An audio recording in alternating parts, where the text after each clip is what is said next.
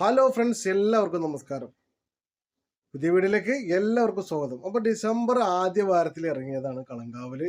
അതുപോലെ തന്നെ ഡിസംബർ അവസാന വാരത്തിൽ, അതുപോലെ തന്നെ പകുതിയിലൊക്കെ ആയിട്ട് കുറേ സിനിമകൾ ഇറങ്ങിയിട്ടുണ്ടായിരുന്നു. പേരെടുത്തൊന്നും പറയുന്നില്ല. അപ്പോൾ കളങ്കാവല് ഇറങ്ങിയതിന് ശേഷം നല്ല കുഴപ്പമില്ലാത്ത അടിപൊളി കളക്ഷൻസുമായിട്ട് കളങ്കാവല് നന്നായിട്ട് മുന്നോട്ട് പോയിക്കൊണ്ടിരിക്കുകയാണ്.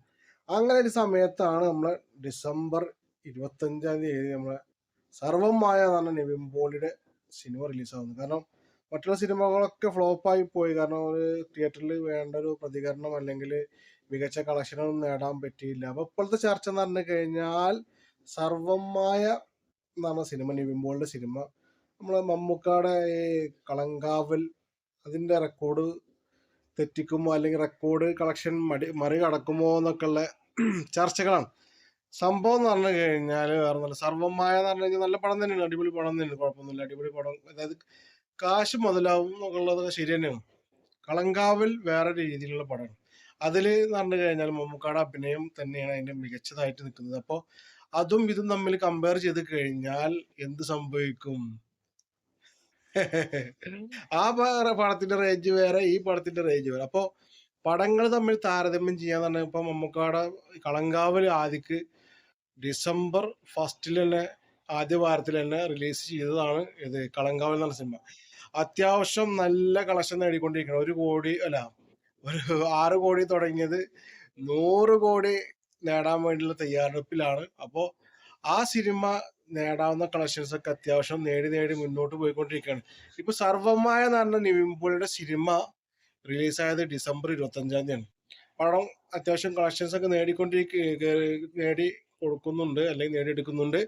പക്ഷെ എന്താണ്, കളങ്കാവലിന്റെ റെക്കോർഡ് വെട്ടിക്കോ കളങ്കാവലിന്റെ ഇത് വെട്ടിക്കോ എന്നുള്ള ചർച്ചകളാണ്. അപ്പോൾ അതിന് ഉത്തരം എന്ന് പറഞ്ഞു കഴിഞ്ഞാല് കളങ്കാവലിന്റെ റെക്കോർഡ് വെട്ടിക്കാൻ സാധിക്കും എന്ന് ഒരാൾക്കും ഒന്നും പറയാൻ പറ്റില്ല, ഒരു അഭിപ്രായം പറയാൻ പറ്റില്ല. കാരണം കളങ്കാവല് വേറെ ലെവലാണ്, സർവമായ എന്ന് പറഞ്ഞു കഴിഞ്ഞാൽ അത് വേറെ ലെവൽ. അപ്പൊ ഇതിൽ താരതമ്യം ചെയ്ത് കഴിഞ്ഞാൽ ബോക്സ് ഓഫീസിൽ ഹിറ്റ് ആവും, ബോക്സ് ഓഫീസിൽ ഹിറ്റ് ആവില്ല എന്നൊക്കെ പറയാം. അങ്ങോട്ടും ഇങ്ങോട്ടൊക്കെ പല പല അഭിപ്രായങ്ങളും പല പല വിദഗ്ധരൊക്കെ അഭിപ്രായപ്പെട്ടു. മമ്മൂക്കാടെ റേഞ്ച് എന്ന് പറഞ്ഞു കഴിഞ്ഞാൽ വേറെയാണ്. മമ്മൂക്ക ഉള്ളത് കാരണം, മമ്മൂക്കാടെ അഭിനയം കാരണം കൊണ്ട് തന്നെ കളങ്കാവൽ ഇത്ര മികച്ച രീതിയിൽ ഇത്രയും ഇങ്ങനെ അഭിനയിച്ച് പ്രതിഫലിപ്പിച്ച ആ മഹാമനുഷ്യൻ, അഭിനയ കുലപതി എന്നൊക്കെ പറയണ പോലെ. അപ്പൊ അദ്ദേഹത്തിന്റെ അഭിനയം നിവിൻ പോളിന്റെ അഭിനയം തമ്മിൽ ഒരിക്കലും കമ്പയർ ചെയ്യരുത്. അത് രണ്ടും രണ്ടാണ്. മമ്മൂക്ക എന്ന് പറഞ്ഞു കഴിഞ്ഞാൽ അഭിനയം കലക്കി കുടിച്ച ആളാണ്. പുതിയ പുതിയ പുതിയ ഭാവങ്ങളും അതുപോലെ പുതിയ പുതിയ രസങ്ങളൊക്കെ പ്രേക്ഷകർക്ക് അല്ലെങ്കിൽ മലയാളികൾക്ക് സമ്മാനിച്ചുകൊണ്ടിരിക്കുന്ന ആളാണ് ആര്, മമ്മൂക്ക എന്ന് പറഞ്ഞ ആൾ. അതായത് അദ്ദേഹത്തിന് 74 വയസ്സ് കഴിഞ്ഞു എങ്കിലും അദ്ദേഹം വീണ്ടും വീണ്ടും വീണ്ടും അഭിനയത്തിൽ പഠിച്ചുകൊണ്ടിരിക്കുകയാണ്. ഓരോ റേഞ്ചുകൾ, പുതിയ പുതിയ ഭാഗങ്ങൾ പഠിച്ചുകൊണ്ടിരിക്കുകയാണ്. അഭിനയം എന്താണെന്ന് വീണ്ടും വീണ്ടും പഠിച്ചുകൊണ്ടിരിക്കുകയാണ്. വെറൈറ്റി വെറൈറ്റി ഭാവങ്ങളാണ് അദ്ദേഹം വീണ്ടും വീണ്ടും അഭിനയിച്ച് പഠിച്ചുകൊണ്ടിരിക്കുന്നത്. അതായത് അദ്ദേഹത്തിനോട് തന്നെ അദ്ദേഹം മത്സരിച്ചുകൊണ്ടിരിക്കുകയാണ്. അഭിനയത്തിന്റെ കാര്യത്തിൽ ഞാൻ മുന്നത്തെ വീഡിയോയിൽ പറഞ്ഞിട്ടുണ്ടായിരുന്നു, അദ്ദേഹത്തിനോട് തന്നെയാണ് മത്സരിക്കുന്നത്. അപ്പോൾ ആ റേഞ്ച് നോക്കുമ്പോൾ കളങ്കാവലും അതുപോലെ സർവമായും തമ്മിൽ ഒരിക്കലും കമ്പയർ ചെയ്യരുത്. സർവമായ കളക്ഷനൊക്കെ നേടും, കളക്ഷനൊക്കെ കിട്ടും സർവമായക്ക്. അതൊക്കെ സംഭവം ശരിയാണ്, നല്ല കുഴപ്പമില്ലാത്ത പടമാണ്, അടിപൊളി പടം തന്നെയാണ്. പക്ഷെ കളങ്കാവൽ എന്ന് പറഞ്ഞ പടം വേറെ ലെവലാണ്.